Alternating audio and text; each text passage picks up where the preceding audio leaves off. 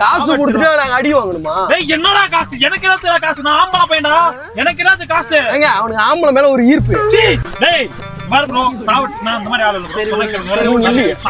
நீ ஆம்பளை வெறி கொண்டு நிப்பேன்னு சொன்னாப்ல.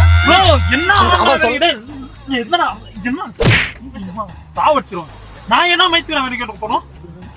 என்ன ஒரு நாள் பொறுத்துக்கா? என்ன ஒரு நாள்? நான் என்ன அந்த மாதிரி ஆளா? சி மயிறு சாவடிச்சிரும், சத்தியமா சாவடிச்சிரும். உன்ன என்ன பண்ணி வச்சிருக்கீங்க ப்ரோ? ப்ரோ வண்டி நிறுத்து ப்ரோ, வண்டி நிறுத்து ப்ரோ.